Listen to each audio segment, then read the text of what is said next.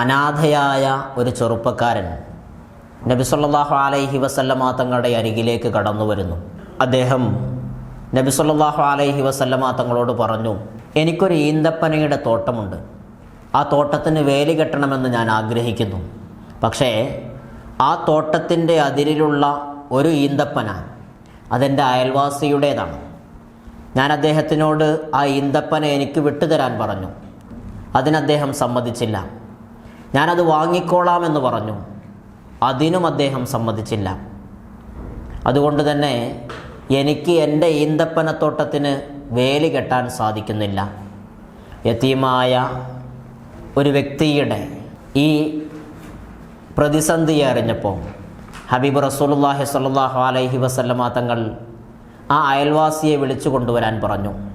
ഉടനെ അയൽവാസി നബി സല്ലല്ലാഹു അലൈഹി വസല്ലമ തങ്ങളുടെ സന്നിധിയിലെത്തി. നബി സല്ലല്ലാഹു അലൈഹി വസല്ലമ തങ്ങൾ അദ്ദേഹത്തോട് ആ ഈന്തപ്പന വിട്ടുകൊടുക്കാൻ പറഞ്ഞു.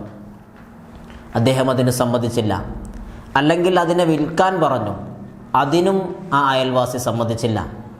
ആ സമയത്ത് നബി സല്ലല്ലാഹു അലൈഹി വസല്ലമ തങ്ങൾ പറഞ്ഞു, നിങ്ങൾക്ക് ആ ഈന്തപ്പനയ്ക്ക് പകരമായി സ്വർഗത്തിൽ ഞാൻ വലിയ ഒരു ഈന്തപ്പന തോട്ടം തന്നെ സമ്മാനം തരാം.